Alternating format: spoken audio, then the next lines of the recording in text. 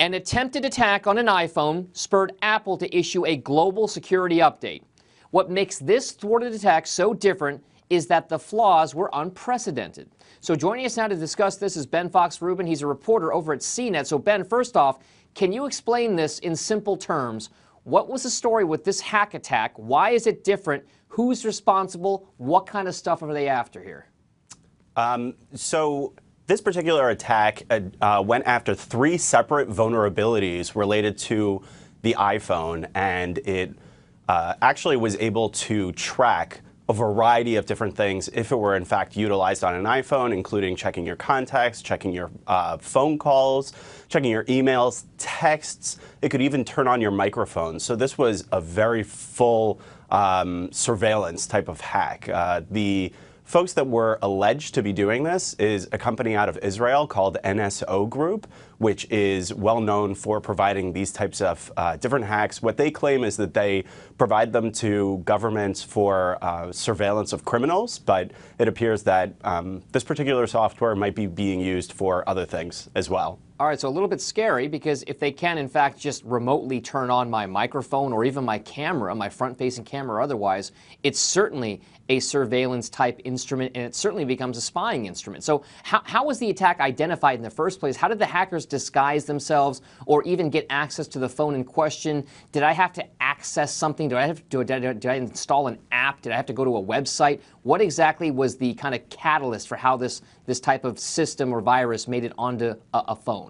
So apparently, from what I read about this, it's extremely simple. It can just be from a simple tap and then boom, they're in. So this was almost seamless, and it's one of those security flaws that hackers look for all the time. So it was particularly easy in this case for the hackers to get in when they actually wanted to. And the way that it was explained is that this was basically ghost surveillance. So you weren't supposed to know that it was actually on your phone, and it's just tracking you and watching what you're doing. Earlier this year, Ben, the FBI said it paid hackers to help them crack an iPhone used by one of the shooters in the mass attack in San Bernardino. Neither the FBI nor the hackers exposed the flaw to Apple. So what is Apple's stance on this? How does this play out? What's the next chapter given this latest development? Typically, Apple is known for having very good security. But even with very good security, that doesn't mean that your iPhone is locked tight. It's not perfect. It's not impenetrable. Earlier this month, Apple just announced that they were doing a bug bounty program, which is something that a lot of other tech companies do. Basically, they ask researchers to come to them if they ever do find any serious flaws, and then they will pay them out to make sure that they are actually taken care of. So this, to me, means that Apple is at least admitting that it's saying, hey, we're not perfect. We're going to try to do better, and we're going to try to be a little bit more vigilant. So Ben, expect to see more of that. I want to say it because some security experts actually do claim that Apple does a lot less than some of its competitors to protect its systems, its customers from hackers. How hard is it for Apple to really stay a step ahead of these hackers, as well as the government that's fighting battles on multiple fronts here? It can be very hard. I would definitely say so, because hackers are constantly trying to find different ways to get into different devices, not just Apple devices, Android devices, all the way through.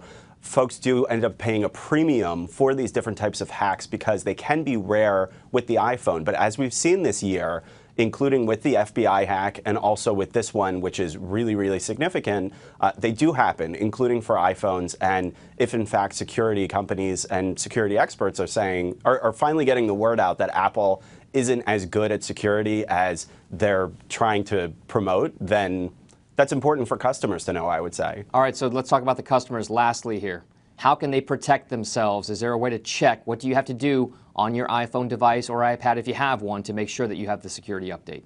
There's a very simple security update. You have to do just a regular software update, the operating system update, like you would always do. So I would personally very strongly encourage people to do it as quickly as possible, because this seems to be a particularly nasty hack, but at the same time, it also appears to be targeted at specific people that folks want to survey.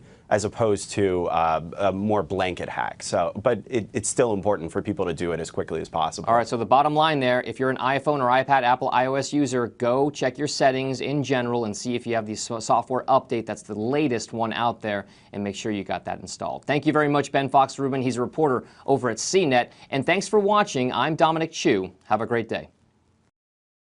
Hey CNBC fans, thanks for checking out our YouTube channel. Here you're going to find videos packed with all of the information that you need to be smarter about your finances. You can subscribe by clicking right here and click on all the videos around me or the I right here to watch the latest from CNBC.